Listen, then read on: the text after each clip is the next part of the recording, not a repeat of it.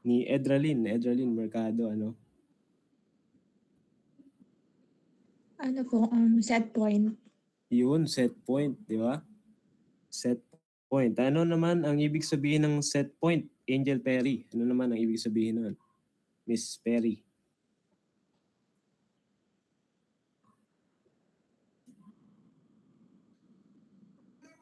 Nandiyan ba si Miss Perry?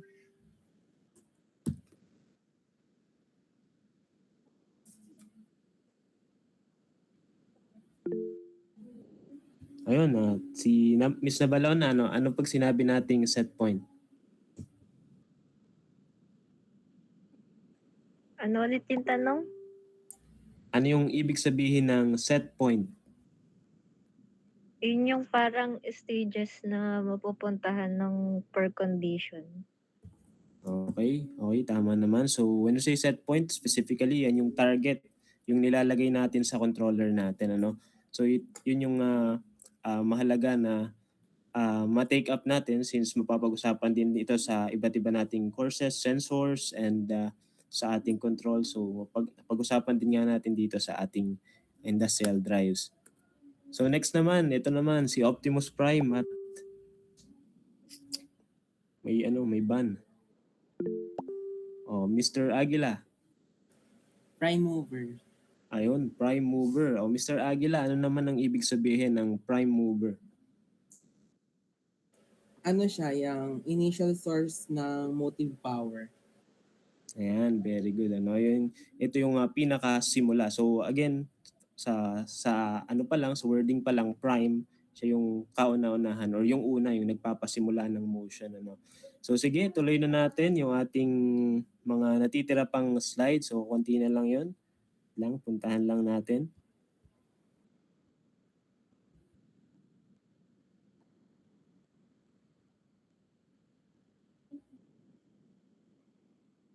Ayan, wait lang ha. So for this slide, nandito si Princely to report this. Good afternoon, everyone. To be continued our report about electrical drives. Let us continue in this part, environment and location. Considering environment and location is a crucial factor for choosing electrical drives because it suggests how strong or rugged the drive must be. There are examples of choosing environment and location. Please, next slide, Ernest.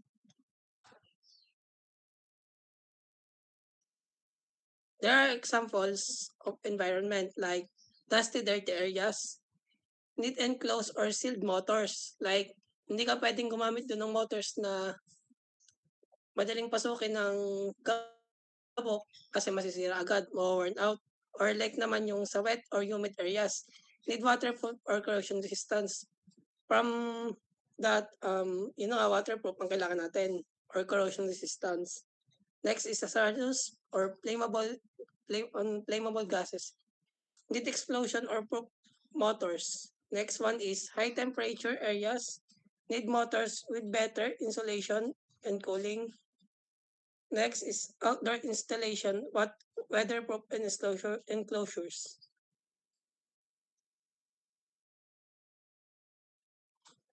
Nature of load. Whether the load requires light or heavy starting torque, whether the load increase with speed or remain constant. Yun nga, nabanggit din ng sir nung una, dito sa unang part, whether the load requires light or heavy load or starting torque. Merong motors na kailangan ng sakto lang, meron namang malakas.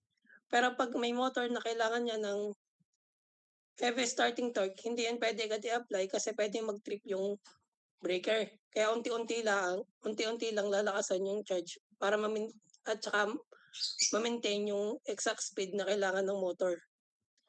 Next, whether the load has heavy inertia which require longer straight time. Yun nga nabanggit ko. Tapos, especially the load determines how much torque and power the motor must supply. Next slide. Starting torque. Light starting torque. Fans lower can use standard inductions. Yun nga, pag sa light starting torque lang, yun yung sa mga normal, like sa ventilation or blowers. Tapos, heavy starting torque, crusher, conveyors, elevators. Yan sa crusher and conveyors, kadalasan natin makikita sa industries na gumagamit talaga ng malalaking motor na hindi mo pwede basta-basta na i-pull up ang switch at ilagay agad yung needed na power para mag-start yung motor kasi bukod sa maaaring mag-trip yung breaker, maaari ding masira or may ma-damage sa system na need motors with high starting torque, DC motors, slip ring motors, VFD controlled motors. Load torque versus speed. Torque increase with speed. Pumps, constant torque, conveyors, compressors, torque decreaser with speed. Ang pinagkaiba ng torque sa speed, torque is the acceleration from starting, yun yung power na kailangan para mag-accelerate si motor. Tapos si speed, yun na yung mismong maintain niya na bilis ng ikot ng motor. Like dun sa kailangan niya ng torque increase with speed sa fans and pumps kasi kailangan nila ng much pressure. Katulad sa pumps, kailangan nila magtulak. Kung gagamitin natin sa normal ay sa tubig, kailangan nila ng mas malakas na torque kasi para humigop ng tubig at lumakas ang pressure. Tapos constant torque is conveyors and compressor. Katulad nung pinakaunang clip sa conveyor ng wood, mabigat yung wood, kailangan niya ng constant torque para hindi magka-problema sa conveyor. Tapos, torque decrease with speed, machine tools.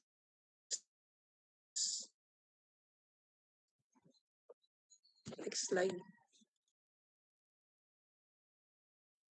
Load inertia. Heavy inertia loads, large rotating mass, flywheels, large rollers need longer acceleration time. Dito naman, meron tayong, ito yung sobrang lalaking motors na meron talagang flywheels para magkameron ng, sa start, mabagal siya. And when na-meet na yung needed power, magkakameron siya ng constant speed.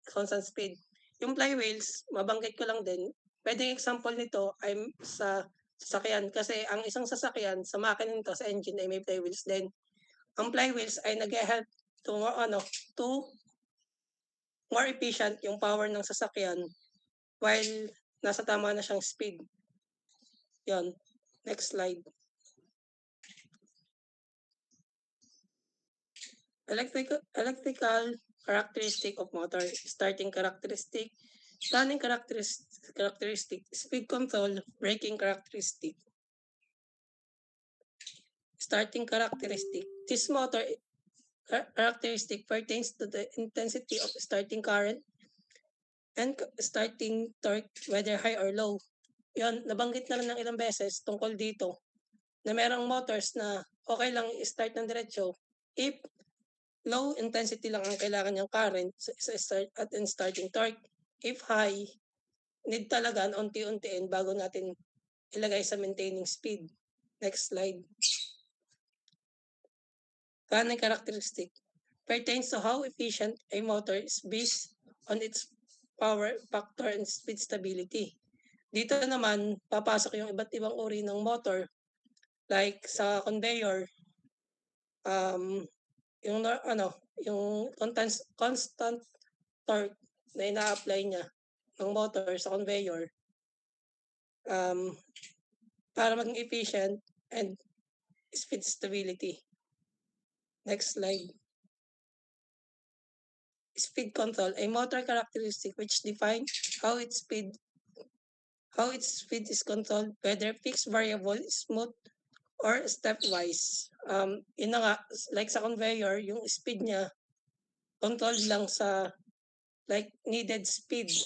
Or other naman is sa mga pumps na kailangan matulin or kaya naman sa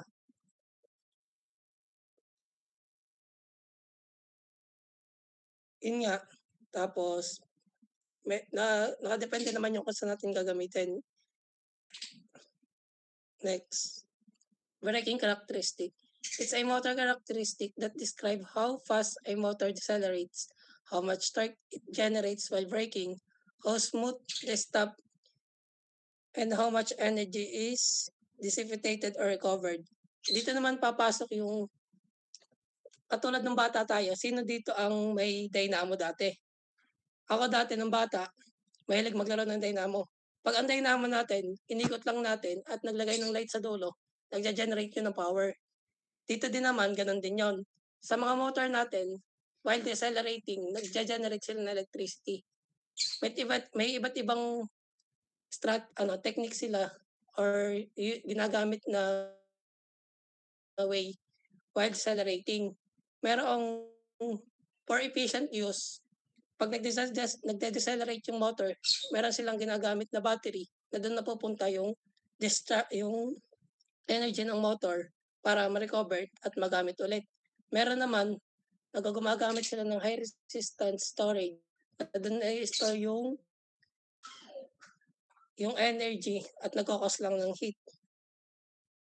Next. Size rating. Okay, We continue by Ernest.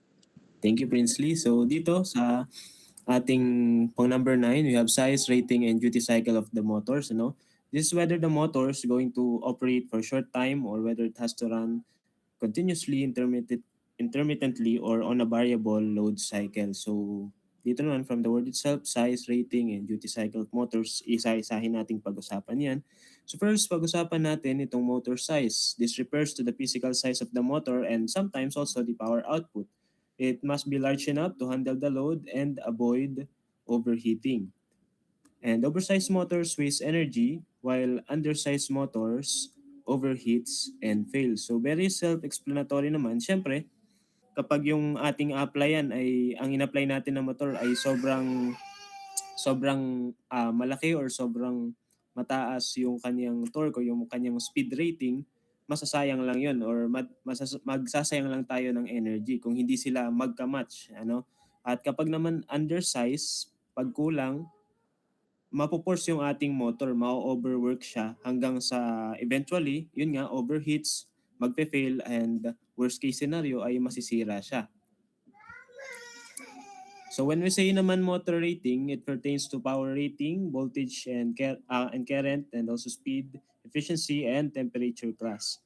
Consequently, the rating must match the load requirement, power supply, and operating conditions, duty cycle, and the environment. So yung ating motor rating, kapag tayo syempre ay bibili tayo ng motor for certain applications, conveyor, or kung ano man, yan yung isa sa tinitingnan natin bago natin bilhin yung isang motor. Or yan din yung itatanong sa atin nung bibilhan natin na lugar, ano ba yung power rating na kailangan mo, ano ba yung voltage, current, yung speed na kailangan mo para sa system na ginagawa mo. Yun yung mga i-consider mo kapag bumili ka ng motor or mag-a-apply ka ng isang electric motor sa isang system. And sabi din dito, the rating must match the load requirement. Yung pag-a-applyan mo o yung papaganahin mo, dapat magmamatch siya doon sa bibilhin mong motor. Kasi kung hindi, yun nga, dalawa lang yung patutunguhan niyan, pwedeng mag-over ka or mag-under. So nabanggit naman natin kanina kung ano yung mangyayari pag nag-over, pagka nag-under ka.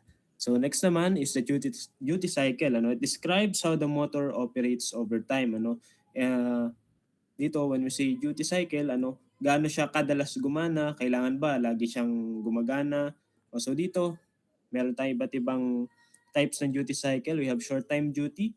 This is when the motor runs for a short period, then rest. So konti lang beses siya gumagana, then may resting period siya. Then continuous duty naman, runs without stopping. Ibig sabihin once turned on, tuloy-tuloy na yung kanyang paggana at titigil lang siya syempre kapag tapos na yung kanyang task or magsasarado na yung kung ano mang pinagagamitan ng motor na yon.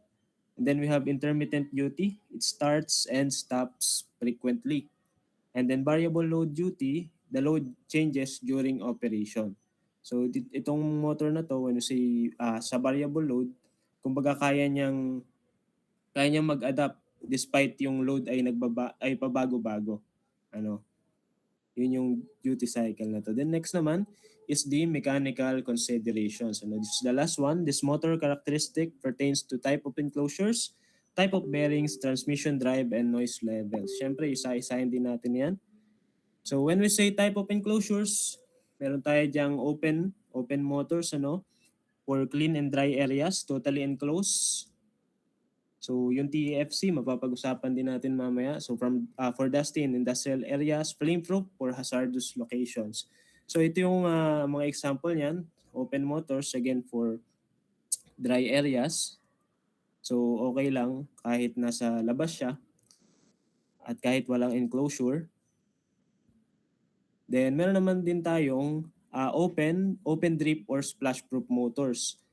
So pag sinabing open drip proof motors, so syempre ilan sa mga motor application natin, again yung mga sawmill kagaya nung napanood yung video, yung syempre may sa pagka nagsasawmill o kung ano mang milling process, nagkakaroon ng mga chips o mga dust. So yun yung kayang i-avoid nitong or kayang i-repel nitong open drip proof motors, ano, hindi sila kumbaga nasisira sa mga ganong application. So pwede sila sa ganong application. So pag naman splash, siyempre sa tubig yan, fluids. So despite being an open motor, dahil splash proof sila, hindi sila masisira kapag even though yung application ay merong fluid or merong mga drips, ano. So next naman is okay po, sir. Hindi ba ito na-discuss na before, itong enclosures? Hindi ba po, sir? Okay, sige. So, na-arrange pala siya sa last part. Sige, proceed na. So next po is total enclosed fan-cooled motor. So dito naman sa ating TFC, again, yung kanyang application ay para sa mga areas na merong mga harmful substances na pag pumasok sa motor natin ay makakasira. That's why it is totally enclosed and also fan-cooled. So kasi pagka totally enclosed yung motors, walang way para mag-ventilate siya para maayos yung pag-dissipate ng heat kasi nga nagiinit din yung ating motor. So dahil siya ay fan-cooled, yun yung fan, yun yung nagpapalamig sa kanya every time na yun, umiinit siya habang gumagana, syempre. Then next naman, meron din tayong totally enclosed non-ventilated motor. So itong mga motor na to, they dissipate heat by convection. No, kasi wala naman silang paglalabasan, wala silang ventilation. So by convection lang sila nagre-release ng heat. Then next naman, the type of bearings, light to medium loads, low noise. Then roller bearings, heavy loads. Bearing choice affects load capacity, noise, and motor life. So meron tayong roller bearings and ball bearings. So ito yung kanilang pinagkaiba. Ito para sa ating roller bearings. So load capacity, high, heavy and shock loads, high radial load, higher friction, mas mataas, relatively high, more heat, good axial for axial, high precision, and then ito naman yung para sa ating ball bearings. Then ito yung kanyang picture, ito yung ating roller bearings. So kita naman natin yung kanyang pinagkaiba based on its structure. Yan, meron dito roller. So dito naman merong mga balls. So itong mga bearings natin, yun yung nilalagay natin sa mga shaft ng ating motor para hindi kumbaga maayos yung kanyang pag-work, hindi magulo yung alignment ng kanyang shaft. So transmission drive is a mechanical consideration that describes how power is transferred. So syempre, yun nga, yung motor natin kinakabit natin sa load, ibig sabihin yun yung kanyang papaganahin or actuate. So dito naman meron tayong iba't ibang way, direct coupling, efficient and compact belt drive, absorb shock, flexible. Then gear drive, high torque and precise speed.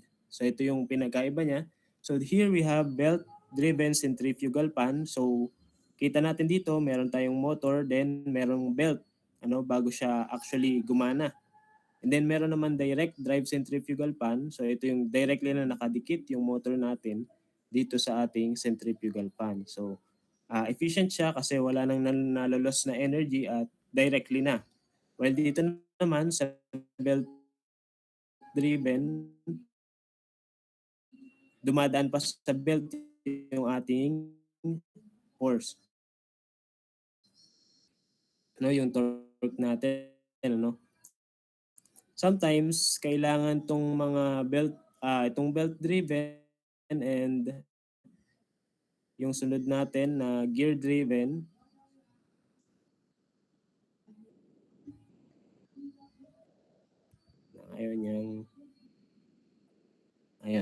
Gear driven. Ito yung gear driven drive. So dito naman motor, then merong mga system of gears. So sometimes itong belt driven, gear driven, ina-apply siya para din ma-reduce yung speed ng motor because in some motor applications hindi naman nangangailangan ng sobrang bilis na speed. Merong ilang applications na 500 RPM. Nag-thank you na siya, wait lang.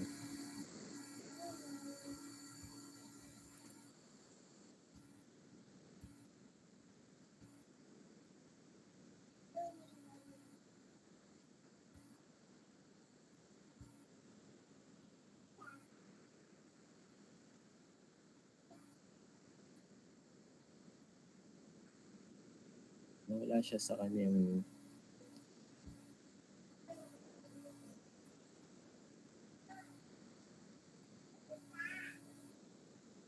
wait lang po, medyo kaka-problem.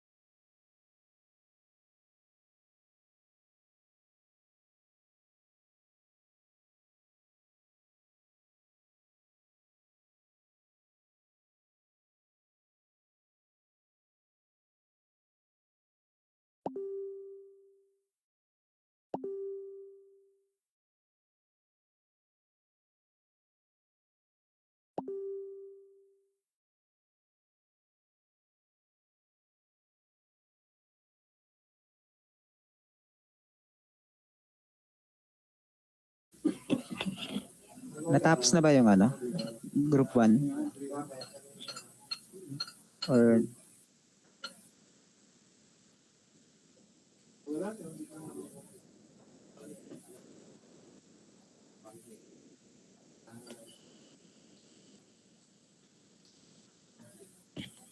dinig ba ako ngayon, students?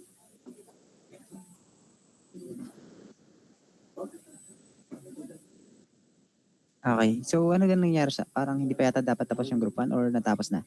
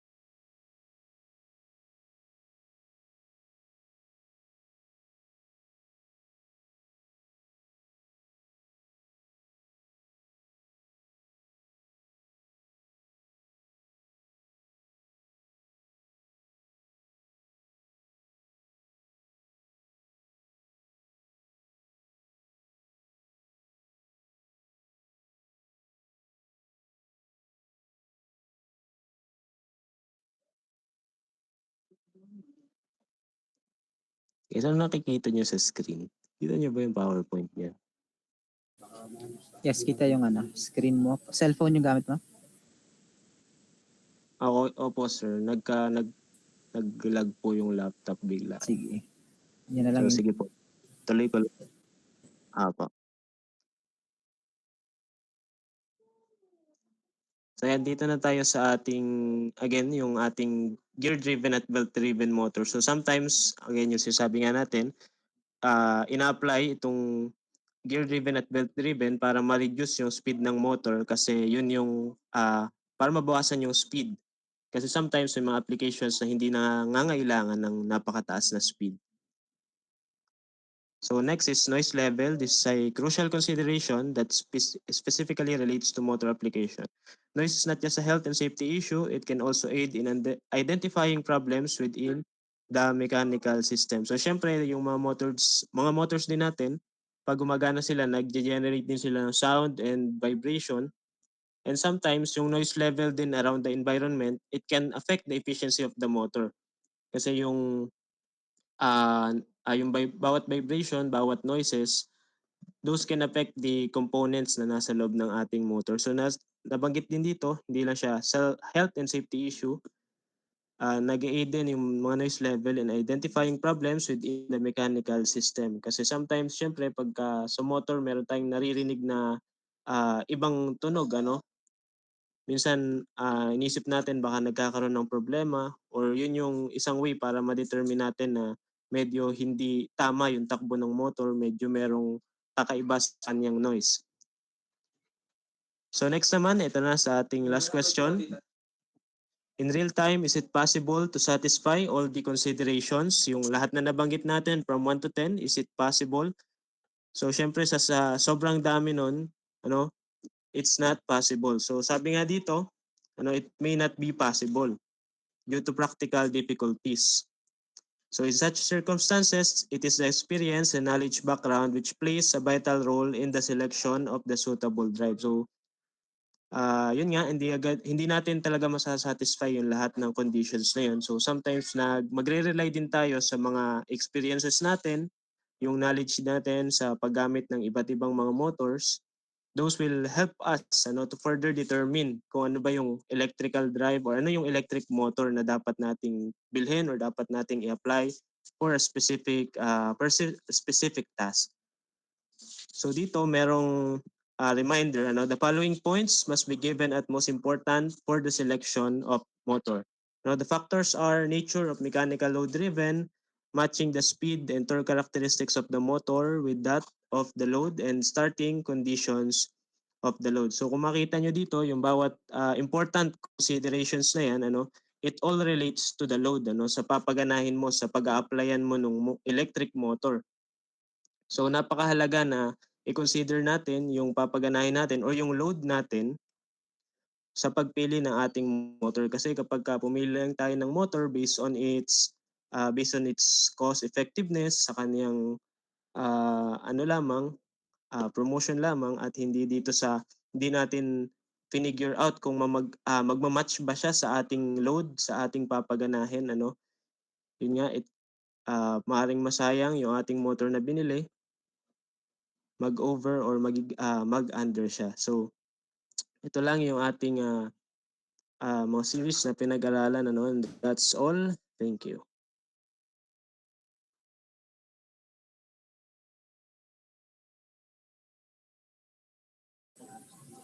Okay, thank you very much para sa group 1. So siguro para hindi tayo makulangan sa oras, mag-proceed na tayo sa group ng AC Motors. Pwede na kayo mag-present.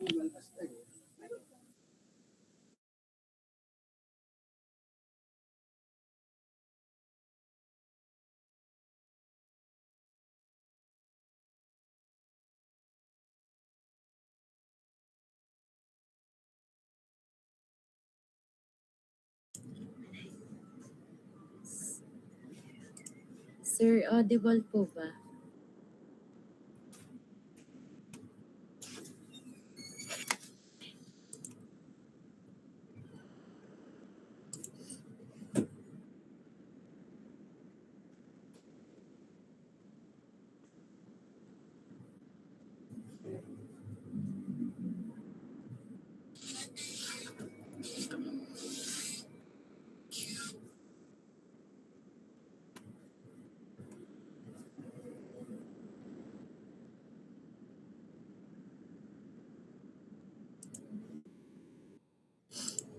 Sir, okay na po.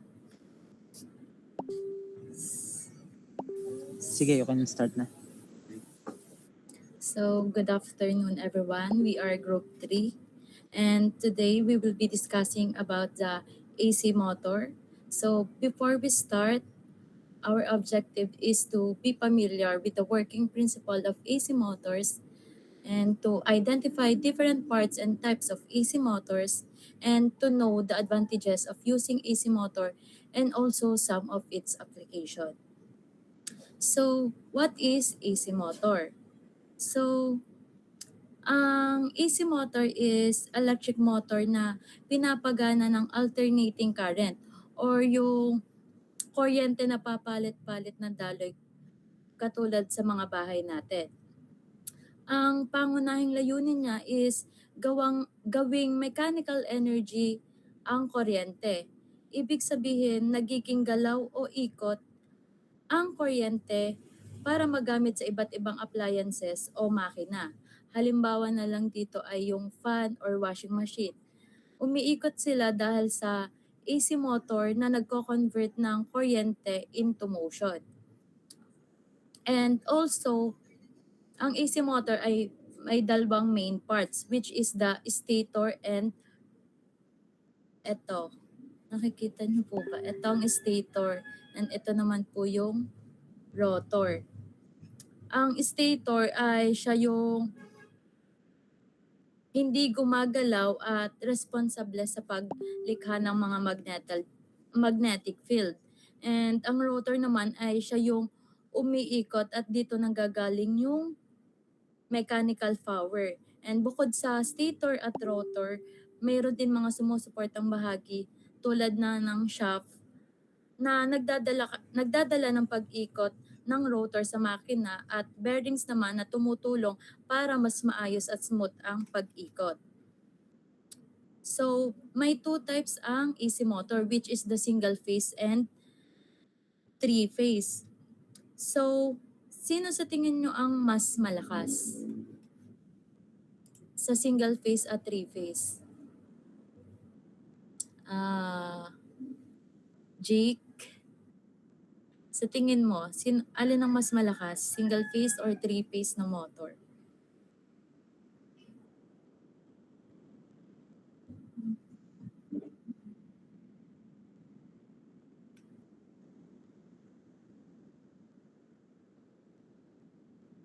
Tama.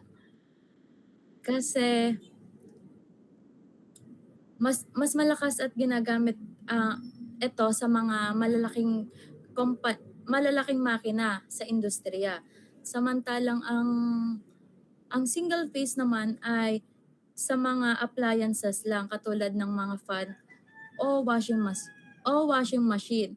So, isang phase lang ng kuryente yung dumadaloy kaya maliit lang yung power ng output. And also, ang AC motor din is sikat din dahil sila efficient, reliable, and tahimik. And madali din silang i-connect sa regular AC supply. And kaya hindi din kailangan ng komplikadong setups. So, basically, kung umiikot yung at gumagalaw ang isang machine, malaking chance na AC motor yung nasa loob nito.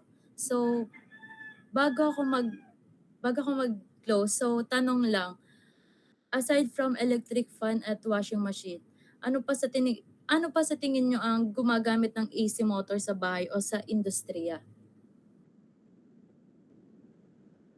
Trixie, pwedeng magbigay ka.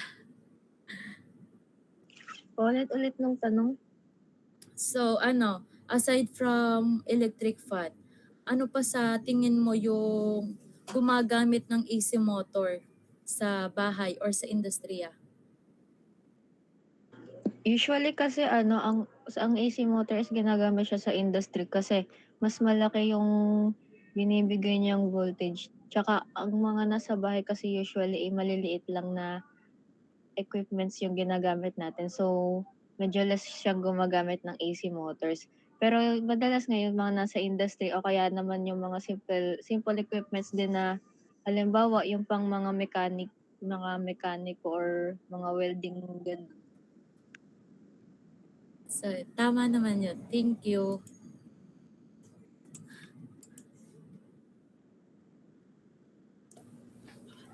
So, good afternoon po. Good afternoon everyone.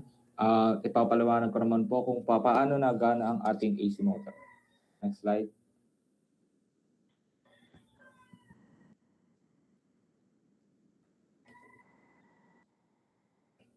Next po, next.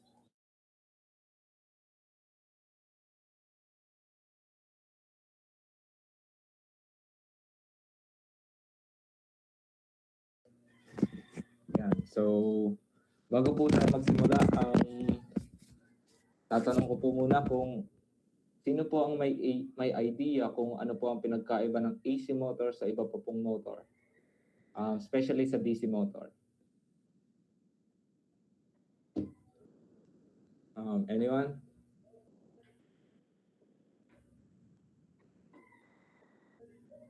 Wait lang, tatawag lang po.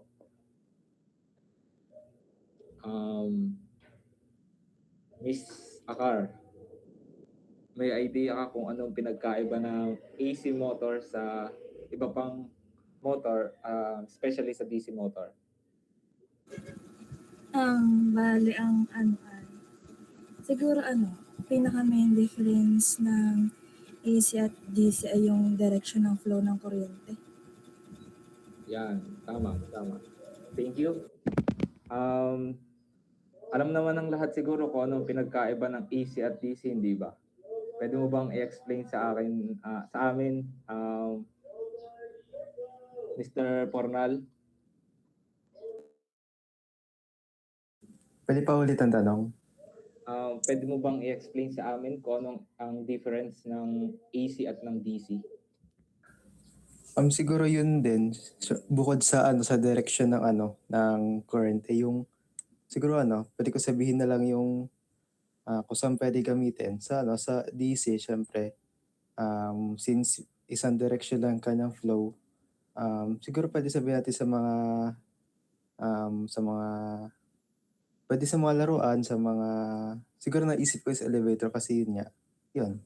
Sa AC dahil nag-change nga yung kanyang direction, pwedeng sabihin kong machine ang pwedeng pagkitaan ng machine na may AC is mga industrial machine. Ayun lang. So, thank you. Ulitin ko lang. So, ang pinagkaiba nga pala ng AC at ng DC is yung flow ng direction ng current. Ang AC means alternating current. So, ang flow ng direction ng current natin sa AC is alternating. Sa DC naman is direct current. So, ibig sabihin, one-way flow lang yung daloy ng ating current sa DC. So, explain ko na sa inyo. Nabanggit kanina ni Charlotte na ang main parts ng ating motor is the rotor and stator. Ang stator is siya yung hindi siya nagalaw at nasa part niya yung may coil, which is nag-create siya ng electromagnetic fields. At sa rotor naman, imagine nyo, siya yung naikot. And then meron siyang magnet sa loob. So if ang magnet is, di ba, ang magnet is ay may dalawang polarity, which is the north and the south. If yung north is nakatutok sa isang coil, yung polarity ng coil na yon is magiging south at vice versa naman doon sa kabila. At kapag nakatutok yon, directly nakatutok, ibig sabihin, yun yung maximum flow ng current natin. So, ibig sabihin, mabilis yung pagdaloy ng current natin. And if yung magnet na yon is umikot 90 degrees or naging perpendicular doon sa ating coil, ibig sabihin, zero movement, walang nadaloy na current sa ating mga coils. And if umikot pa ulit siya ng 90 degrees, so ibig sabihin, bababaligtad na yung polarity ng ating magnet, south sa taas, tsaka north sa baba. So yung coil na nakatutok sa south na kanina ay naging south, ngayon magiging north. So ibig sabihin, yung daloy ng kuryente kanina ay mababaligtad na dahil nabaligtad na yung ating magnet. So if umikot ulit siya ng 90 degrees, ibig sabihin mawawala na ulit yung movement ng ating mawala na yung movement or yung flow ng ating current. At doon nag-generate ng alternating current yung ating AC motor. So, nagets nyo ba, everyone? Heart nga kayo, nagets nyo. Tunay?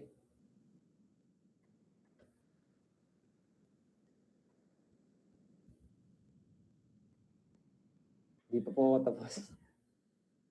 Pakibalik nga po sa last slide. Yan. Tapos po, since nag-guess nyo na po yung kanina, meron pa pong dalawang part ang ating motor, which is the rectifier and the voltage regulator. So alam naman po natin kung anong ginagawa ng rectifier at ng voltage regulator. Pero explain ko pa rin naman po sa inyo. Ang ginagawa po ng ating rectifier is kino-convert po niya yung AC into DC. And then ang voltage regulator po is, ang ginagawa po niya is pinapastable po niya yung voltage na naging DC. Explain ko po sana sa inyo ang graph ay online lang po. So imagine niyo lang po. So yun po ang ang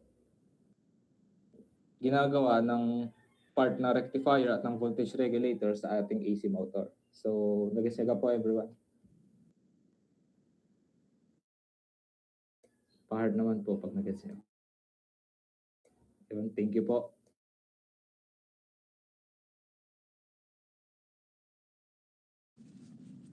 Good afternoon, everyone.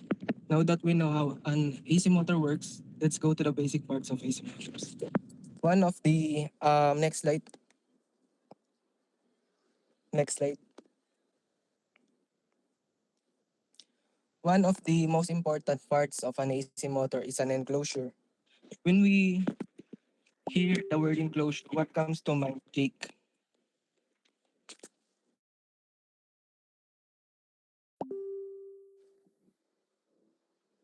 Jake, what comes to mind kapag naririnig natin yung word na enclosure?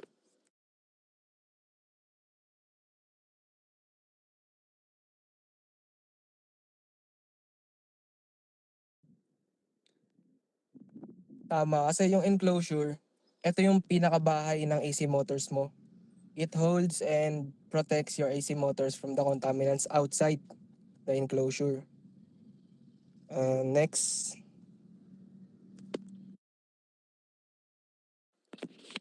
There are two types of an enclosure. Open enclosure and totally enclosed enclosure. The main difference in these two types of enclosure is kung paano pumapasok yung hangin or kung paano gumagana yung cooling effect para sa AC motors. Next. Sa open enclosure, from the word open siya sa contaminants outside the enclosure. Kasi yung open enclosure ay dependent siya sa ambient. Kung yung hangin sa labas ay madali lang din nakakapasok sa AC motors mo, kaya prone siya sa mga dumi, basa, or any other contaminants na pwedeng makaapekto sa AC motors mo. Next.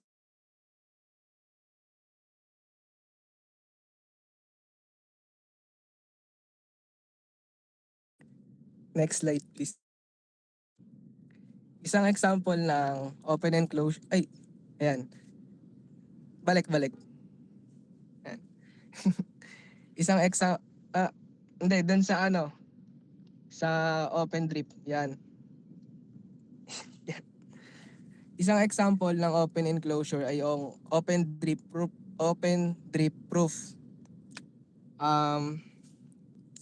Etong open drip proof ay katulad lang ng pag-explain ko kanina sa open enclosure.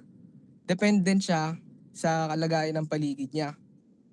Tapos, meron tong fan na nakakonect sa motor. So habang umaandar yung motor mo, umaandar din yung fan. Yung fan na yun, hinihigop niya yung hangin sa labas. Kung parang sa electric fan. Parang ganun gumagana yung fan dito sa open drip proof. Tapos dito, since prone nga siya sa mga contaminants outside, naglagay sila ng parang harang. And nahaharangan niya yung mga bumabagsak na contaminants from vertical to 15 degrees. Pero hindi ibig sabihin no, na hindi na makakapasok yung mga contaminants. Kasi once na lumagpas siya sa 15 degrees, maaari pa rin makapasok ito sa AC motors mo na pwedeng makasira o maka-apekto sa AC motors mo. So, sa madaling salita, ang open enclosure ay prone sa mga contaminants at dependent siya sa kalagayan ng paligid niya. Next. Sa totally enclosed enclosure naman, sa open enclosure kasi nakakapasok yung hangin, tama? Sa totally enclosed enclosure naman, hindi nakakapasok yung hangin since totally enclosed siya. So napapaisip tayo, paano ngayon gagana yung cooling effect kung walang napasok na hangin? Ang nangyayari kasi dito, once yung motor mo ay naandar or naikot, nagre-release ito ng init. Tapos yung init na yon ay pupunta sa outer frame. Yung outer frame natin ay designed para maglabas ng init. Dahil yung mga outer frame natin ay may ribs or cooling fins. Yun yung naglalabas ng init.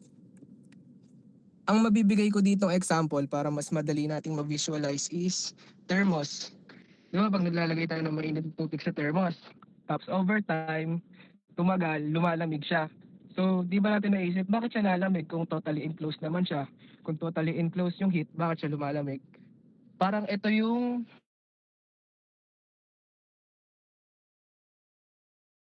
tubig. Next. Next slide, please. Itong totally enclosed enclosure ay meron 3 types. Totally enclosed non-ventilated, totally enclosed fan-cooled, and explosion-proof. Next slide.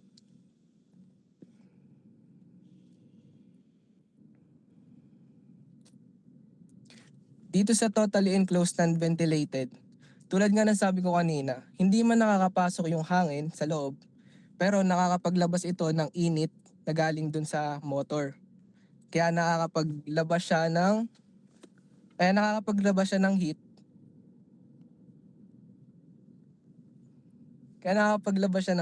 Kaya lumalamig yung AC motors mo. Parang ganun gumagana yung cooling effect niya. Kumbaga yung explanation ko kanina sa totally enclosed ay same lang dito sa TENV. Kung paano gumagana yung cooling effect.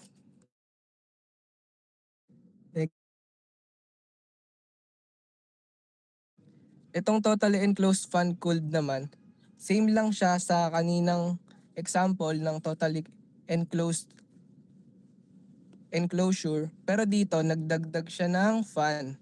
So, imagine natin, sa TNC ba yun? Or basta yung kaninang example natin, nagre-release siya ng heat. Nagre-release siya ng heat galing sa loob. Tapos dito naman sa TFC, nagdagdag siya ng nagbubuga ng hangin para pampalamig. So, mas mabilis siya kumpara dun sa isa. Mas mabilis siya magpalamig. Kumbaga, ang pinagkaiba lang nila, yung isa walang fan, yung isa merong fan. Next slide. Dito naman sa explosion proof, siya yung pinakamatibay sa tatlo. Since from the word explosion, dinisign to hindi para maiwasan Excuse lang, Luis, pwede mong i-back dun sa isa pang slide. Yan. So, sa totally enclosed, non-ventilated. So, yung motor kasi, sadya naman siyang pag ginagamit is umiinit. So, kanina merong parang, yung enclosure niya is may, parang may butas para na, tawag dito? Nakalimutan ko ng tawag eh. Ito naman po. Yung basta yung nauna. Pwede mo bang i-back doon? Yung number 1 po. Yung isa pa. Yan, so yung open drip. Yan, open enclosure. Yung next mo nga. Yan. So yung open enclosure, hindi naman siya talaga totally ah, open, ano, kasi kita naman natin yung casing niya is meron lang siyang kaunting butas. So dahil dun sa kaunting butas na yun, mas madali yung heat exchange kasi nagpo-produce ng heat yung motor basta siya ginagamit. So mas madaling nagkakaroon ng exchange kasi madaling nakaka-release or nakakalabas dito yung init. At the same time is napapalamig niya yung loob, kaya lang yan ay may mga disadvantage kasi pag yung location mo ng equipment is maraming dust. Ano, halimbawa sa gawaan ng semento, ano, nandoon yung motor na yan. So malaki ang tendency na pasukin yan ng dumi or ng mga dust. Mabilis masisira yung motor mo. So ilagay mo sa next. Yan. So kaya meron tayong totally enclosure is para ma-prevent yung intrusion ng foreign materials. So next mo ulit. Okay, so next ulit. So, meron tayong itong una, parang yan yung pinaka-basic. So again, nagpo-produce siya ng heat, normal yan kasi meron tayong work. Kaya lang ay very limited lang yung application nito, gamit lang yung mga maliliit na motor kasi paglaki ng motor, paglaki ng load na kailangan niyang pagalawin is pagtaas ng i-generate niyang heat. Yan. So again, para sa mga hindi masyadong mabigat yung application, pwede itong gamitin. So ilagay mo sa sunod. Next ulit. So dito naman may nabanggit na fan cooled. Ano? So nasan ba dyan yung fan? Outside the motor po, sir. Hindi, actually ang fan dyan, hindi natin kita. Yung pinaka dulo, 'di ba, yung isang side, na doon yung shaft, 'di ba? Kita nyo naman yung shaft. Tapos doon sa opposite side niya, parang may cover. May taklob. Yan, hindi ko lang siya Opo, yung nasa gilid po, sir. yung nasa likod. Actually, meron siyang fan doon sa likod na natatakpan lang nitong cover. Ano. So, connected din siya sa shaft. So, pag pinaikot mo yung motor, yung fan doon sa likod is yun yung parang nagbubuga ng hangin para palamigin yung motor natin. Yan. So, hindi lang kita dito pero I think siguro mamaya ipapakita or parang naipakita na yata yung different components ng AC motors. Basta meron diyang fan. Tapos ito kaya meron siyang parang mga fins na nasa parang pinaka-body ng enclosure mo. Kumpara mo dun sa kanina, ibalik mo dun sa kanina. Yan. So dito parang smooth lang yung outer layer niya. So sa next. So dito naman is kita nyo parang may mga rib or guhit-guhit. Para lumaki yung surface area ng enclosure ng motor para at least mas mapalamig niya yung temperature ng motor kasi nga umiinit siya. So doon siya nagkakaroon ng enhanced heat exchange. Kasi syempre pag uminit yung motor, uminit. Mamaya mo. Pag uminit, may tendency mabilis masisira yung inyong motor. Tapos next, sige, tuloy mo na yung explanation mo sa part na yan.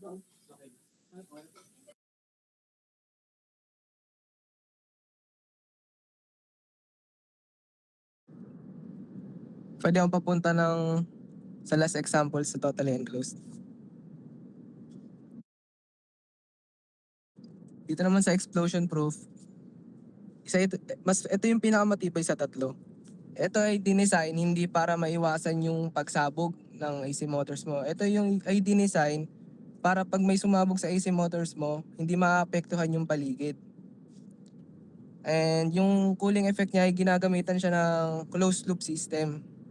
Kumbaga, automated na yung circulate ng malinis na hangin. Or minsan, pinapalaman nila ng nitrogen.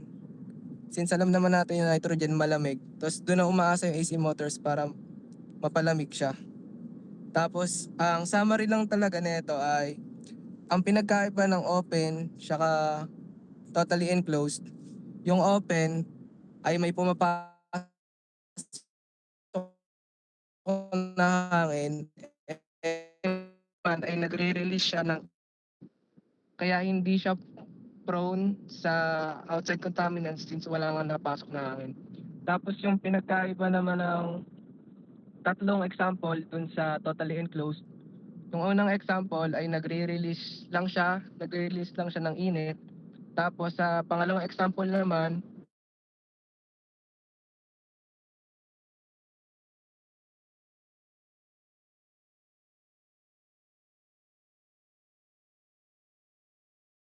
nagre-release sa sufficient na since hindi na kailangan ng fan and hindi na rin kailangan mag-release ng init. Yan lang po.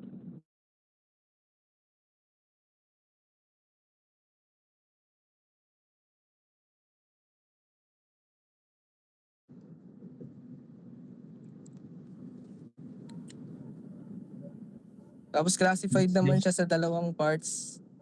Division 1, hazardous materials are normally present. Sa Division 2 naman ay hazardous materials may appear only under abnormal conditions.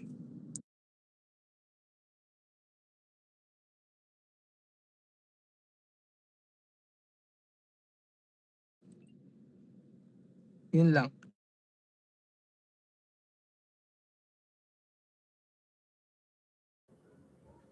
Next basic part of the AC motor is the stator. The stator is the stationary part of the motor and an electrical circuit that performs as an electromagnet. The motor stator consists of two main parts. Una ang the stator core. The stator core is made up of many thin metal sheets called laminations. Laminations are used to reduce energy losses. So ang stator core, in short, ang nagdidirect na magnetic field at ang nagre-reduce ng energy loss na pinoproduce naman ng stator windings. Stator wind laminations are stuck together forming a hollow cylinder coils of insulated wire are inserted into slots of the stator core. Next. So ang stator windings, when the assembled motor operates, the stator windings are connected to a power source and becomes an electromagnet when the current is applied. Electromagnetism is the basic principle behind motor operation. Ang stator windings naman, in short, ang nagpaproduce ng rotating magnetic field na nagpapaspin naman ng ating rotor, which is our next basic part.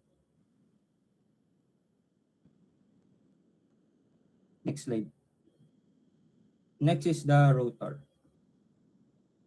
The rotor is the rotating part of the motor's electromagnetic circuit. The magnetic field from the stator induces an opposing magnetic field onto the rotor, causing the rotor to push away from the stator field. So yung rotor naman, ang rotating magnetic field galing sa stator, ang nagpupush siya rotor para umikot siya.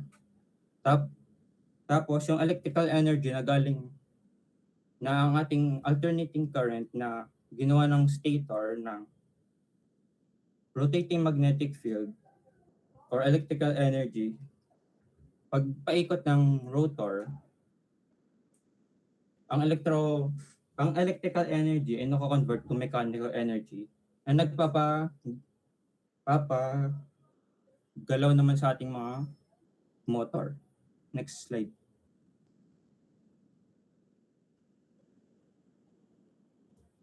Bearing. Bearing are mounted on the shaft, support the rotor, and allow it to turn.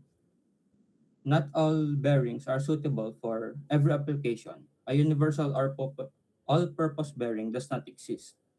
So ang bearings ang nagsusupport sa rotating shaft at nagmi-minimize ng shaft's friction, which increases the motor's efficiency. Because machines operate under different conditions, there's no universal or bearing that works in all applications. Ang conditions naman nito ay the choice of arrangement is based on the following qualities. So, one is the load carrying capacity in the axial and radial direction. Ito naman yung load o yung weight ng motor at yung item, kunwari, example ay fan, yung weight ng fan at rotor sa ating bearing. Next is overspeed and duration. Overspeed and duration. So, ibig sabihin naman nito ay kung gaano kabilis o above the normal speed rate. Pag ang bearing ay nag-rotate above its normal speed rate, magkakaroon siya ng fatigue at failure at mababawasan ang duration ng paggamit niya. Ganon rin naman sa rotating speed. As bearing life. Bearing life naman ay mababawasan ng life ng bearing pag may load, overspeed, duration, and rotating speed.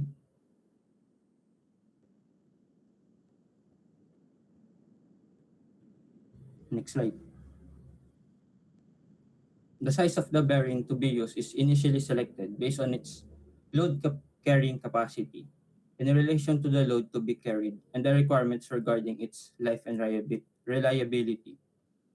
Other factors must also be taken into consideration, such as operating temperature, environmental conditions, and vibration and shocks affecting bearings in running and resting conditions.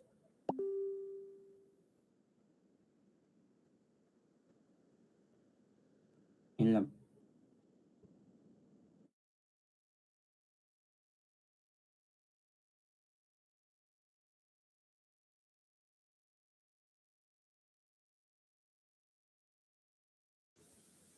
Number 5 naman po ay yung fan. Ang fan po ay isang part po ng motor cooling system na naka-attach po sa rotor shaft.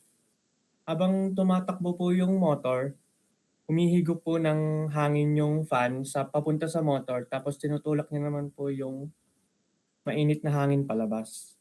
Yung airflow po nito ay siya po yung nagpe-prevent ng pag-overheat at saka pinoprotektahan po yung mga windings at saka tumutulong po siya sa pag-maintain ng isang efficient na motor operation lalo na po kapag continuous yung bukas ng motor. Next slide po.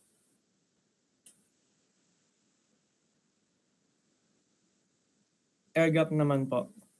Ang air gap naman po ay yung small space sa pagitan po ng stator at saka rotor. Kailangan po sakto lang yung laki niya para po ma-prevent yung physical contact kapag po may vibration or may movement na nangyayari. Pero kailangan sakto lang din po yung liit niya para po ma-maintain natin yung kanyang efficient na magnetic interaction. Kaya po mahalaga ang isang properly designed na air gap para po ma-improve yung motor efficiency at saka ma-reduce po yung energy losses. Next slide po.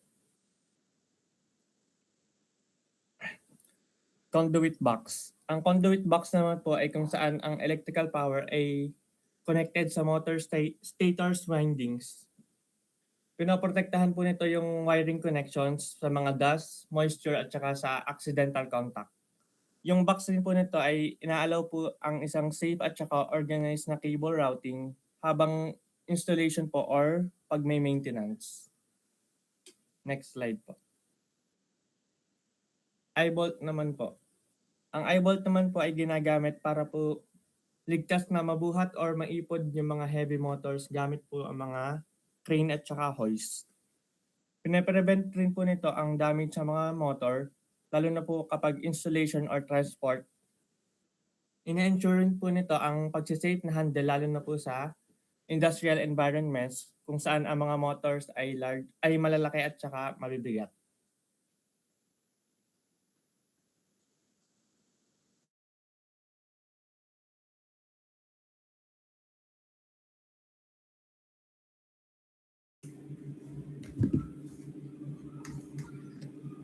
So hello po. So ngayon ay dadako na tayo sa types of AC motors. Pero bago po muna yun is kilalanin po muna natin kung sino si Nikola Tesla. So sabi po dito ay siya daw po naka-invento ng AC motor. So madaling salita siya po yung father ng AC motor. Next po is he identified the rotating magnetic induction field principle or yung RMF So dito papasok yung RMF natin. So bago umiikot ang bakal, so kailangan muna natin ng magnet na umiikot. Yung RMF daw po ay isang principle po, parang invisible na persa po na naglalakad ng paikot-ikot sa loob ng motor. Dahil umiikot po yung magnet sa loob, susunod din po yung bakal sa gitna. Then next naman po is he pioneered the use of the rotating field and induction electromagnetic field force to generate torque in rotating machines. So dito po ang keyword po natin dito ay ang yung torque. So yung torque daw po is yung twisting force or yung lakas ng pagtaas ng pag-ikot. So ginagamit ni Tesla yung magnetism or yung RMF para itutulak niya yung rotor nang hindi kailangan hawakan. So next slide po. So para maintindihan nyo kung paano nga ba nabubuo yung rotating magnetic field or RMF. So dito po is gagamit tayo ng example. So meron po tayong isang 4-pole. Yung 4-pole po yung may mga nakapilipit po na wire dito po sa gilid sa kanan. Tapos yung 2-phase induction motor natin, ito po yung red at blue. So mapapansin natin na may dalawang windings, yung red para sa phase 1 at yung blue para sa phase 2. And ngayon, isihimayin muna natin sila na magkahiwalay bago natin pagsamahin. So sa phase 1, red winding, kapag ang AC current ay nasa maximum o sa pinakamataas sa value, or yung red dot po ay nasa pinakamataas sa value, doon din po pinakamalakas ang magnetic field na nabubuo. So sa posisyong ito, nabubuo yung north pole sa taas at south pole sa baba. Ibig sabihin, ang magnetic flux po ay mula sa north papuntang south. Tingnan po nyo muna yung unang phase 1 po na nasa taas. And sunod naman yung nasa gitna sa red winding. Kapag ang current naman ay kapag bumaba naman po yung current sa 0, mawawala rin po yung magnetic field sa gitna. And next naman po, kapag ang current naman po ay pumunta sa negative cycle o yung red dot po ay nasa negative cycle, babaliktad ang direksyon niya ng magnetic field. So ang north pole po ay mapupunta sa baba at ang south pole ay nasa taas. Ito po ay paulit-ulit lang ang cycle nito from maximum to 0, to reverse to 0, then repeat. So next naman po ay yung phase 2, yung blue winding. Ngayon naman ay parang pareho lang po yung behavior nito sa phase 1. Tumataas, nag-0 at tumabaliktad ang magnetic field. Ang kaibahan lang ay ang pwesto nito. Yung magnetic field po ng phase 2 ay pahalang or horizontal. Kapag sa unang current po, kapag ang maximum ng current nito ay north pole ay nasa kaliwa at ang south pole ay nasa kanan. Kapag negative cycle po, magpapalit sila ng pwesto from north na nasa kanan, yung south naman po ay nasa kaliwa. Ngayon ito po ang pinaka-importante. Ang phase 2 po ay delayed ng 90 degrees kumpara sa phase 1. So ibig sabihin nito, hindi sila sabay na nagba-maximum o nagsisiro. So kung pagsasamahin po natin yung dalawang phase na nasa kanan, Miss Charlotte, pwede niyo po bang pinutin po yung video po sa kanan? Hindi po, balik po kayo, balik po. Isa pa po. Yan, pinutin niyo, yan, yung gumagalaw po. Dahil may 90 degrees phase difference sila habang humihina yung magnetic field ng phase 1, lumalakas naman yung phase 2. So, hindi sila sabay na tumataas at bumababa. Kapag pinagsama po yung dalawang magnetic field na yan, ang resulta po ay isang magnetic field na hindi lang nagbabibrate, kundi umiikot na po siya. So mapapansin natin na ang North Pole ay parang gumagalaw mula sa taas, papuntang kanan, pababa, papuntang kaliwa at pabalik sa taas. Dahil sa tuloy-tuloy na pagpapalit ng lakas ng direksyon ng dalawang phase pong ito, nabubuo po natin yung rotating magnetic field. And bakit po umiikot yung rotor? So malagang tandaan po na hindi po umiikot ang stator, hindi hindi rin gumagalaw ang windings. Ang umiikot po ay ang magnetic field mismo. Dahil umiikot ang magnetic field, nagkakaroon ng induced current sa rotor ayon sa prinsipyo ng electromagnetic induction. At dahil sa interaction ng magnetic field ng stators at rotors, nabubuo po yung torque. Kaya sa susunod po, na kapag iikot pa yung rotor sa direksyon, susunod lang din po yung magnetic field. And nung mula pong naibento ito pong AC motor sa higit sa 100 taon na nakalipas, ang AC motor po ay patuloy na nag-e-evolve sa iba't ibang anyo upang magampanan yung mga particular po na tungkulin natin sa industriya at pati po sa mga bahay-bahay natin. And ang isa sa mga pangunahing pagkakaiba ng mga AC motors ay nakadepende po sa mga types ng AC motors. And yung pagkakaiba pong ito ay nagbubukas sa iba't ibang uri ng AC motors na ginagamit natin. Ayan. Next slide po. Ngayon idadako na tayo sa unang types ng AC motor. Ito po ay ang single phase motor. So sa SH po, gaya ng pangalan nito, ginagamit ito sa mga lugar kung saan single phase supply lang ang available. So kadalasan ito po ay makikita natin sa mga kabahayanan or sa mga maliliit na opisina. So next phase, smaller and less expensive. So kumpara naman po sa mga 3-phase motors, ang single phase po ay mas maliit at mas mura lang. Kaya naman ito po ay good option po para sa mga household appliances. And next naman po yung constructed using fractional kilowatt capacity. Karaniwan pong itong ginagawa sa fractional kilowatt capacity. So ibig sabihin, hindi ito para sa mga dambuhalang makina po o yung mga malaki makina sa mga factory. Itong single phase po ay para lang po sa mga maliliit na pangailangan lang po ng sapat na lakas.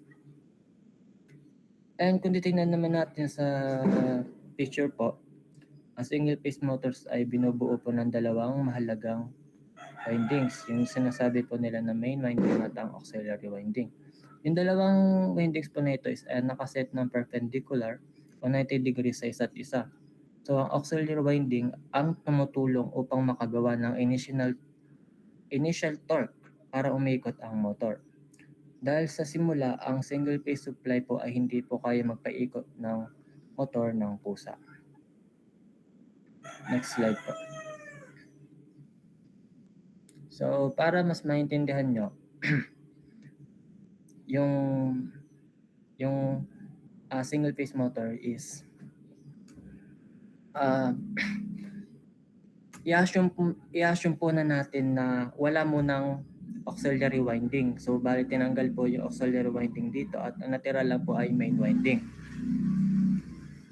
So kapag ang AC current daw po ay dumadaan sa main winding, makagawa ito ng tinatawag nating fluctuation magnetic field o ito pong video na nasa taas, pinakataas po. Yan po yan. Next naman po, kung maglalagay po tayo ng rotor na nasa down left, yung parang kulay gray po, na kung ilalagay po natin yan dito pa sa loob, na umiikot na rin, magiging tuloy-tuloy po yung pag-ikot ng rotor sa kung anong direction siya sinimulang paikutin. Yan po yung nasa lower right po. Pinakailalim po ng video. Yung gumagalaw.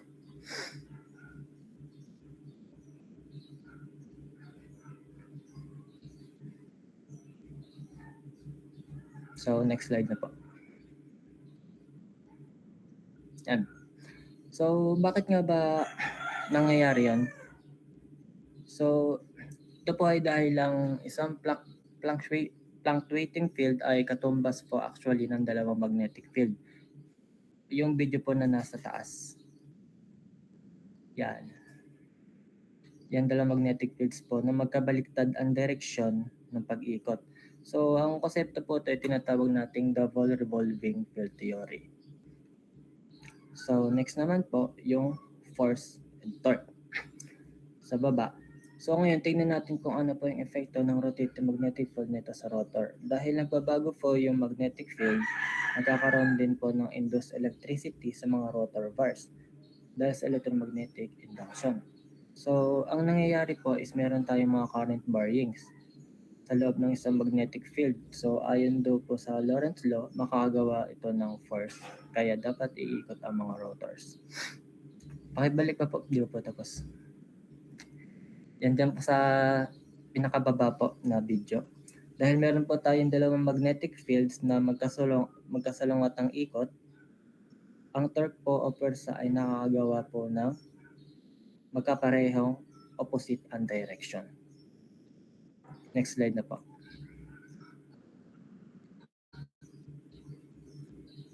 So, dako na po tayo sa unang types po ng AC motor. Ito po yung polyphase AC motor.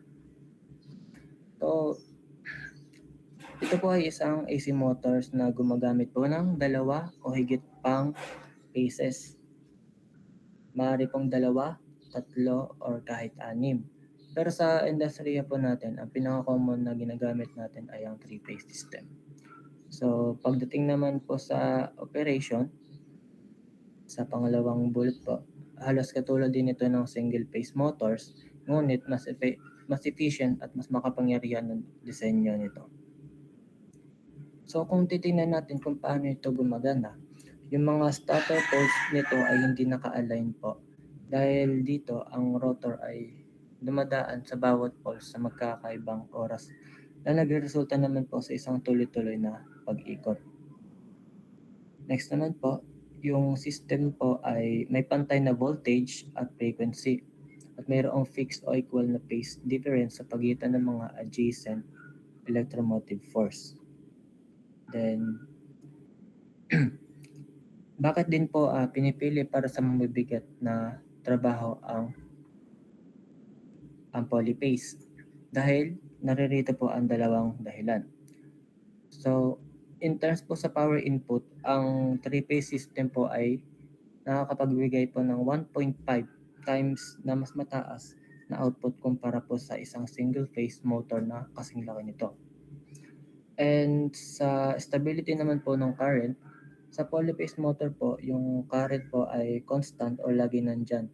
Hindi po gaya ng single phase na pulsating lang po o parang may nakurap or yung may nawawala po kapag nag-reach po ng zero sa wavelength. And ang polyphase po ay nagbibigay po ng mas smooth and stable na takbo para sa mga makina. Then next naman po, yung mga iba pang types ng AC motors na i-discuss po ng iba ni Miss Araiza.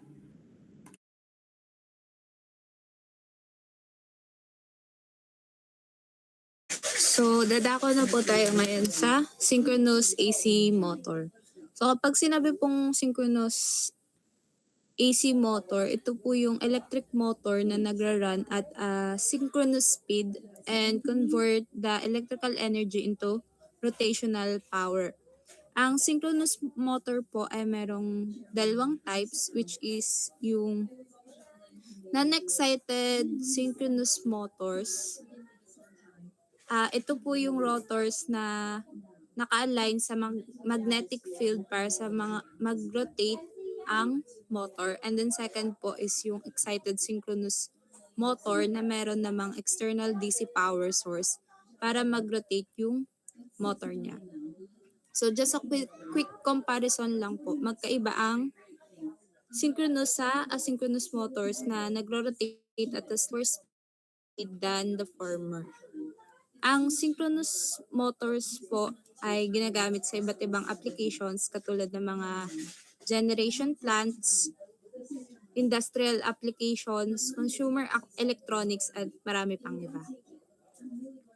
So, ang synchronous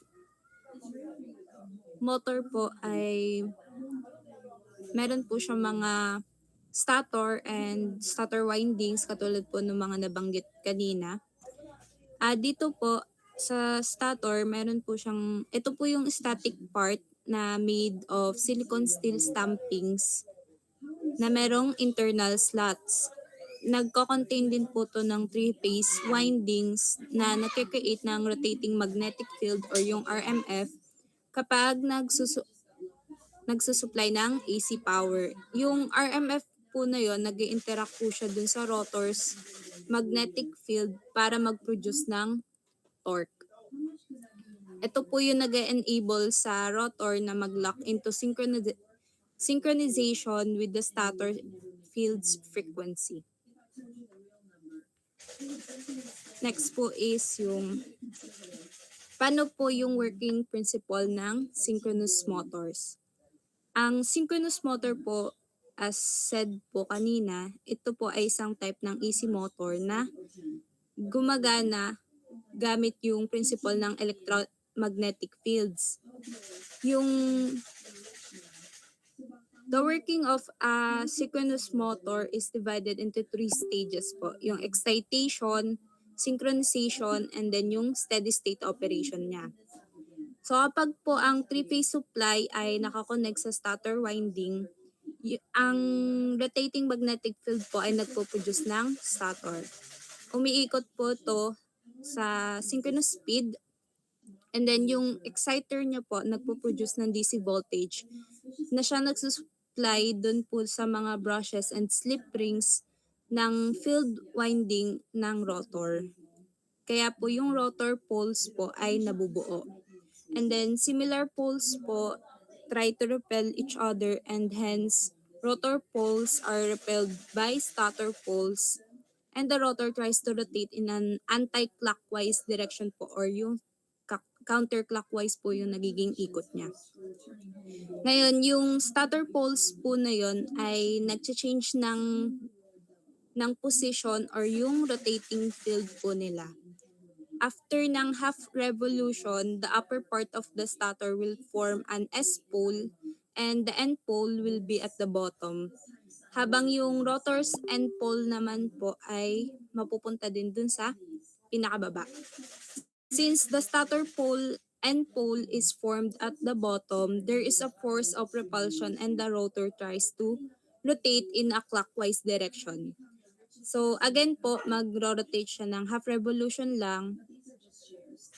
Then yung stator poles po ay mag-change ng position, and the rotor will try to rotate in an anti-clockwise direction po ulit. So due to the inertia of the rotor, hindi na po mag-rotate yung rotor niya. And then dahil po dito, nawawala po yung unidirectional torque, and hence the synchronous motor is called, kaya po tinatawag yung synchronous motor na hindi self-starting. Next slide po.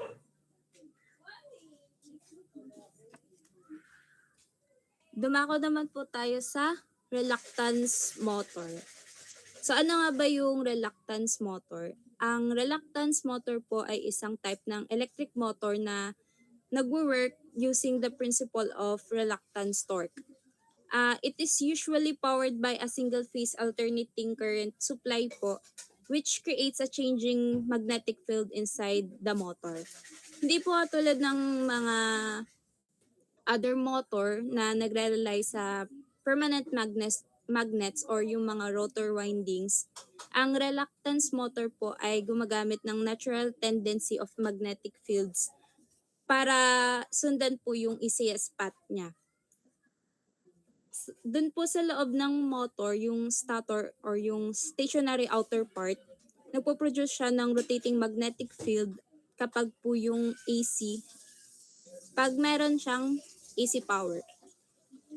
Yung rotor or yung rotating inner part, gawa siya sa magnetic material and specially shaped with section na nag-aalaw po na magnetic flux para to pass through easily. The rotor naturally tries to align itself with the stator's magnetic field because doing so minimizes magnetic reluctance. Meaning po, nare-reduce niya yung resistance sa magnetic flow. Yung aligning po, this aligning action is what causes the rotor to rotate. Yung motor, nagpo-produce siya ng torque through the interaction between the stator's external magnetic field and the rotor's internal magnetic properties. For the rotor to start rotating, kailangan nakaposition siya sa slight angle relative to the stator poles. This angled position creates an imbalance in magnetic forces na siya pong humihila dun sa rotor para mag-align and mag-generate ng motion. So unlike po ng synchronous motors, yung na nagro-rotate sa fixed speed matching the power supply frequency, ang reluctance motor po ay hindi laging nag-ooperate at synchronous speed. So instead, its speed can vary depending on the load and operating conditions. Nag-aalaw po siya ng flexibility in certain applications. So isa sa mga advantages po nito ay yung kanilang simple design. Since the rotor does not require windings po, brushes, or permanent magnets, yung motor nyo po ay mas madaling i-manufacture, mas matibay, and nagre-require lang po ng less maintenance. Despite its simplicity, it still allows accurate control of the rotor position, making it useful in applications where precise movement is important. Overall po, reluctance motors are valued for their straightforward construction, reliable operations, and ability to convert electrical energy into mechanical motion using basic magnetic principles. So next po ay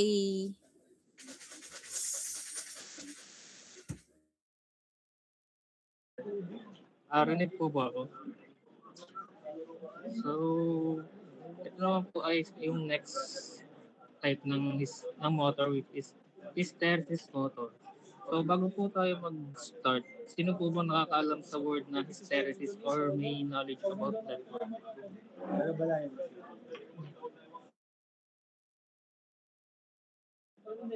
So wala naman po kasi nag-ask naman. So magtatawag na lang po ako ng Ian Cornal po. Ano pong alam niyo sa hysteresis na word? No idea po. Sige po. Ano po, Gian Sulit. Ano pong alam niyo sa hysteresis na word? Based po sa nabasa ko, siya ay isang type ng AC motor na nag-work using magnetic field at meron siyang rotor na cylindrical or smooth. Yun lang po. So, yun po, thank you po. So, sa hysteresis motor po, ang hysteresis motor po ay isa ding kind ng synchronous motor. So, nag-ooperate po siya based on magnetic hysteresis na property ng kanyang rotor material. Ang rotor material po niya ay made out of semi-permanent magnetic material, usually made of hysteresis ring made of special steel like chrome steel. So, ang hysteresis motor po, when the stator produces a rotating magnetic field, the magnetic field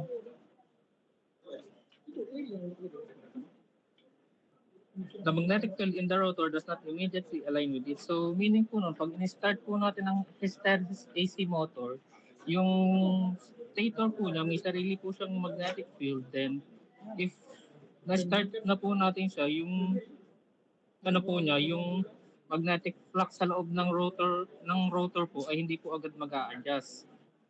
So, which means pag ano po yun, so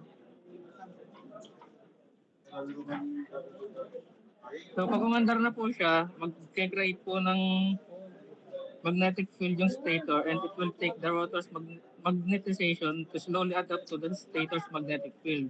So yung magnetic plug po niya na yung mga delay po, ay yun po yung nag-guide sa motor para mag-create ng torque para maging align po yung pag-ikot ng rotor at yung sa stator po para po mag-align yung kanilang magnetic field. So next slide naman po. Ring pa ako? Okay. So next naman po ang repulsion Repulsion motor. Ang repulsion motor po ay single-phase motor that works on the principles of magnetic repulsion between like poles. So dito naman po sa rotation motor, while the rotor contains a distributed winding connected to cumulator and carbon brushes, yung stator naman po niya ay nakakonected sa AC supply. Tapos yung mga brushes po niya ay short-circuited na and current is induced in the rotor by transforming action from the stator. So pag na-induce na po yung current na yon, nag-create po siya ng magnetic poles in the rotor. Tapos pag nag-align po yung pole ng stator at rotor, magre-repel po sila na mag-create ng torque para magkaroon po ng rotation sa loob. Tapos ang repulsion motor po ay isa po siya sa kilala bilang mas maganda po sa mga heavy load at maano po ang kanyang maintenance. Ito po ay ginagamit commonly sa mga printing presses, cranes, elevator, and heavy woodworking machines. Next naman po. So ito naman po yung asynchronous motor. Ito po yung kabaliktaran nung kaninang discuss na synchronous motor. So sa synchronous motor naman po, ito din po ay kilala bilang isang induction motor na widely used for types of AC motor. Ang stator po nito ay nagpo-produce ng rotating magnetic field when connected to an AC supply. Tapos ang rotating field naman ito is induced in the current without any direct electrical connection. Pag na-induce po yung current, nag-generate po ito ng sarili niyang magnetic field and the interaction between the stator and the rotor's magnetic field ay nagpo-produce po ng torque. So ang pag-ikot po ng rotor ay hindi po siya exactly synchronous at meron po siyang konting delay sa speed. Kaya ang tawag po sa konting delay na speed na to is slip. So ang asynchronous motor po ay wala po siyang brushes at wala po siyang cumulator. Ang asynchronous motor po ay durable and requires very little maintenance. Ito po ay ginagamit sa mga industrial application tulad ng electric fans, water pumps, and air conditioner. Yun lang po.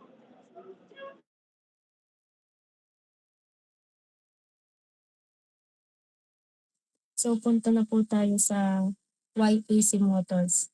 Yung madi-discuss po dito is yung pros or advantages po ng AC motors. Number 1 po is efficiency. AC motors are highly efficient because they can convert a large portion or usually around 85% ng nare-receive nilang electrical energy into mechanical energy. Dahil po sa mataas na speed to torque ratio, nagagawa nilang mag-perform ng maayos kahit po heavy load or long operating hours without overheating. So, ibig sabihin po, hindi lang po sila makakatipid sa energy consumption, kundi makakatulong din po sa pagpapatagal ng buhay ng motor at connected machines. Aside from that po, meron pong mga modern AC motors na nag-o-offer ng energy saving features na lalo pang nagpapababa ng operational cost. Kaya po perfect yung AC motor sa industrial applications kung saan po kailangan ng continuous operation at consistent performance. Number 2 naman po is lifespan. Matibay po at reliable yung AC motors. Ang design po nila is para mag-operate ng under demanding conditions, kaya kahit po sa matinding workload or environment, kaya po nilang tumagal ng maraming years. Sometimes po, nasabi nga po dyan, bearings lang po ang kailangan paltan. Kaya simple and affordable lang po yung maintenance. Yung quality or robustness po ng AC motors ay parang nagbibigay po siya ng panatag sa operators or engineers dahil po minimal lang po yung downtime at hindi nga po kailangan palaging mag-replace ng major components.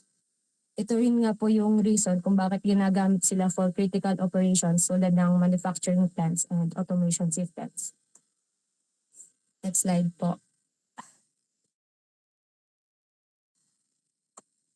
Number 3 is quiet or quiet operation. Isa sa malaking advantage po ng AC motors ay tahimik nga po yung operation nila. Kahit po gaano kataas yung speed, karaniwang naririnig lang po na tunog ay low humming noise. Ang low noise level nito ay critical sa mga commercial applications gaya po ng mga offices or laboratories po kung saan po mahalaga yung productivity. Bukod dito, dahil po low ang vibration, hindi lang tahimik kundi mas prolong din ang life ng motor at ng mga connected machinery. Ang combination po ng quiet operation at minimal vibration ay isa sa reasons kung bakit AC motors ang perfect po for indoor or sensitive environments. Number 4 naman po is adaptability. Flexible and AC motors, ang AC motors. Pwedeng i-operate gamit lang ang simple on and off switch. Pwede siyang i-reverse at may variable speed at power output options. Ibig sabihin, kaya nilang mag-adjust sa changing operating conditions na important sa industrial setups kung saan may different load or process requirements.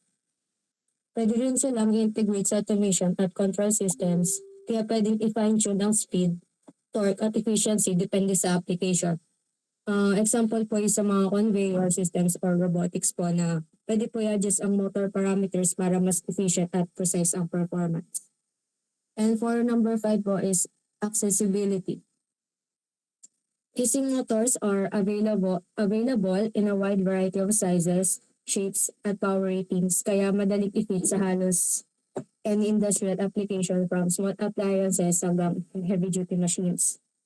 Bukod sa standard models, pwede rin silang i-customize to meet specific operational needs gaya ng extreme temperature, variable load, or yun nga po, katulad ng nabanggit kanina na harsh environmental conditions. Because of that po, very versatile po ang AC motors at nagiging cost-effective solution para sa mga companies na naghahanap ng reliable, durable, at flexible motor solutions. Then yung other pros po ng AC po ay to be discussed po ng next reporter. So ito pa po yung ibang advantages kung bakit ginagamit ang AC motors. So meron po tayong simplicity. Sinasabi po dito na AC motors have only one moving part, reducing mechanical complexity. Yung only one moving part na sinasabi na yun ay yung rotor po. And dahil po dito, yung mechanical structure nga po niya is less complicated compared po sa different types of motor. Another important point pa din po is yung stator design po is similar to both asynchronous and synchronous motors. So na-explain naman na po kanina yung both asynchronous and synchronous motors, pero sabihin ko pa din po difference niya. So from the word itself, synchronous, meaning sabay po yung ikot ng rotor sa magnetic field. Pero ang downside po niya is kailangan po niya ng external power para po mag-start siya. And on the other hand, yung asynchronous naman po, tulad po nung sabi ni Bianson, meron po siyang delay, which is yung tinatawag natin na split. Tapos yun po yung nag-aalaw sa pag-ikot ng rotor using torque.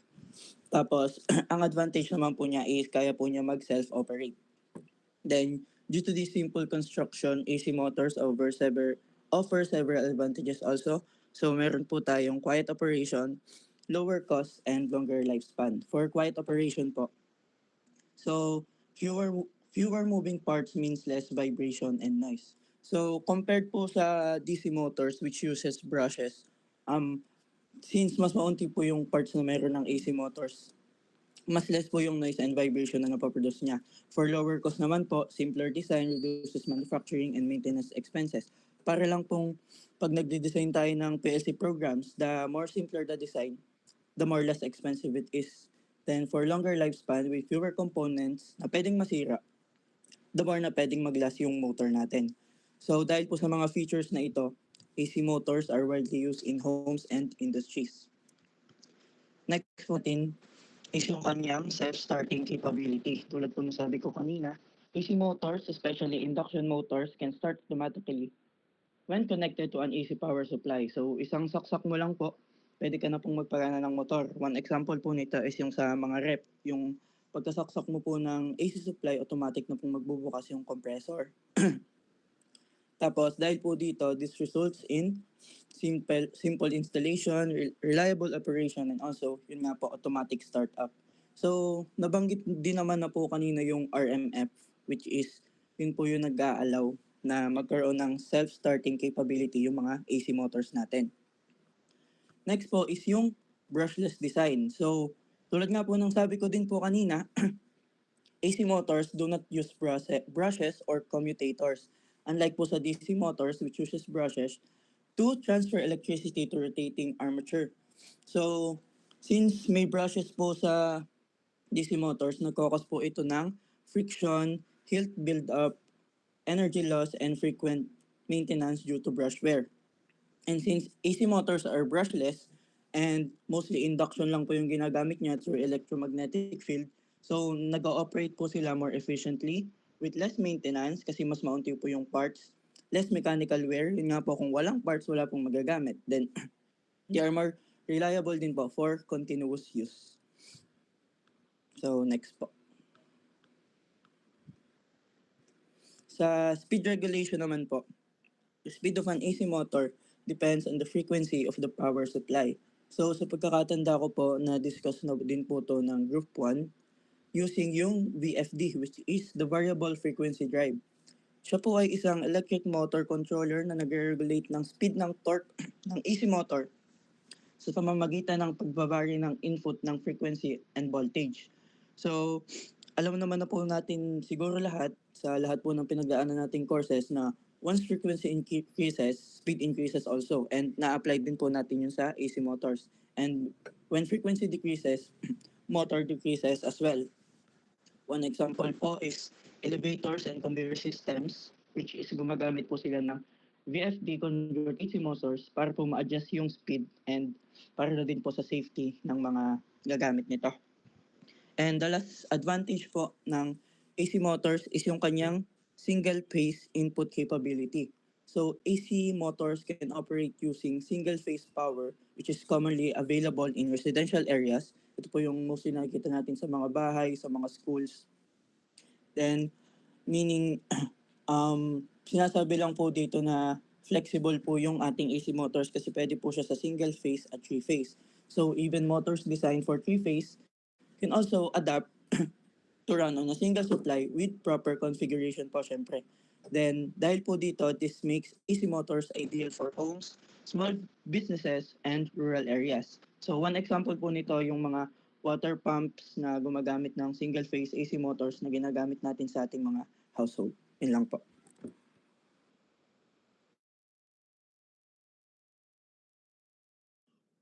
So next po is how to select AC motors. So there are some factors that should be considered while choosing an AC motors. First is yung power requirement. So before selecting an AC motors, required power of the load must be known. Kasi po, some motors operates beyond its rated load and it will draw excessive current na pwedeng mag-cause ng overheating, reduce efficiency, and also yung possible damage to the windings. Next po is the cooling mechanism. Ang AC motors ay nagge-generate ng heat during operation due to electrical losses and mechanical friction. So, kung meron kang proper cooling mechanism such as po yung air cooling or forced ventilation, essential po yun para ma-prevent yung overheating. Next to be considered is yung environment po. Kailangan yung motor kasi natin is installed in a dry and clean environment. Kasi yung mga moisture, dust, and dirt can enter the motor and can cause insulation breakdown such as corrosion or mechanical wear. Next is the starting torque requirement. So the motor must be selected based on the starting torque required by the load. Kasi po yung some applications such as conveyors or compressors, sila yung mga need high ng starting torque. So choosing a motor with insufficient starting torque can prevent the load from starting or cause excessive current draw. Next is the power factor. Power factor is an important consideration because it affects po the power consumption and yung electricity cost. Kasi yung motors with a low power factor draw more current, leading to high losses and increased damage charges. So selecting po ng motor with a good power factor, mag-i-improve po yung system efficiency and also marireduce niya yung power losses. Next is the supply voltage and frequency. So motor po must have a compatible with available supply voltage and frequency. So based on my research po, per example, 220 volts or 380 volts ay ang required niya po is yung 50 Hz. So operating a motor at incorrect voltage or frequency can cause po siya ng overheating, nagre-reduce siya ng torque, and inefficient operation which may lead to permanent damage. Next po is yung speed requirement. So there are different application required on the different motor speeds. The motor speed depend on the number of poles and supply frequency. So by selecting the correct speed ensures proper performance of the driven equipment and prevents mechanical stress or duty output. Next po is yung duty cycle. So kailangan alam natin how long or how often the motor operates. Kasi yung ibang motors, design po siya for continuous operation while yung others naman po ay for intermittent use lamang. So by selecting the correct duty rating, prevents overheating and ensures reliable performance over the time. Next is yung the type of load. So the nature of load, whether constant or variable or shock load, greatly affects motor selection. Kasi yung loads with sudden changes or high inertia require motors with stronger mechanical construction and high starting torque. Next is yung maintenance and availability of the spare parts. Kailangan kung pipili tayo ng motor, yung madali yung maintenance niya at available yung spare parts niya para once na magkaroon ng aberya, ready or available yung mga components na yon para mabawasan yung ating downtime, maintenance cost and also ma-ensure natin yung long-term operation. Next, and the last one is yung noise and vibration level. Kasi yung some applications such as offices, hospitals, or other residential areas, low noise and vibrations are important po. Kasi yung mga excessive vibrations can also indicate mechanical imbalance and lead to premature wear of motor components. Next po. So, yun nga, selecting an appropriate AC motor is a critical process that directly affects the efficiency, reliability, and lifespan of electrical and mechanical systems. So, several technical and environmental factors must be carefully evaluated to ensure optimal motor performance. So, next naman po ay yung different examples of application of an AC motors. Yan, example of AC. So AC motor divided in industrial due to their reliability, efficiency, and simple construction. First po ay sa industrial application. So, sa industrial application po, example po nun is yung conveyors or pumps. So, yung type po ng AC motor na commonly used ay yung three-phase induction motor because it provides continuous operation and high reliability. Ganun na din po yung efficient for constant speed and operation. So, next po. Next naman po is for commercial applications. Ang example po dyan is yung escalators. Common type of AC motor commonly used is yung three-phase induction motor because it has a continuous and stable operation. Next po is the domestic or yung household applications. For is electric fan, washing type AC that is commonly used for this is single phase induction because ano lang siya, yung simple lang yung design, low cost, suitable for variable loads and variable and low maintenance. Next po is yung agricultural applications. So sa agricultural applications naman po, ang example po dyan is yung irrigation pump. So type of AC motors is yung three-phase action because it efficient po for long duration use. So next po, yung HVAC system or yung heating, ventilation, and irrigation. So ayun po, example po yun nga yung air conditioning system or yung ventilation pump.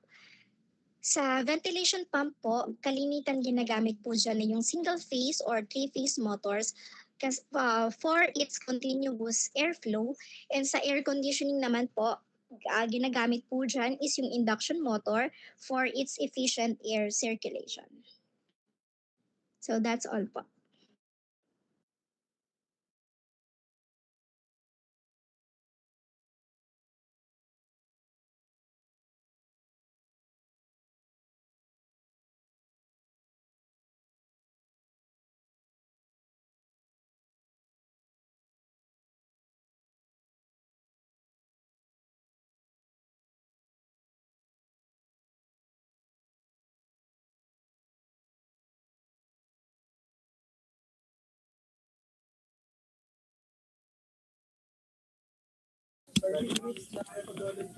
Okay, thank you very much sa mga nag-present So ano ba, inabutan tayo ng time, halos eksakto tayong natapos. Siguro kung may mga gusto akong sabihin, sa na lang siguro.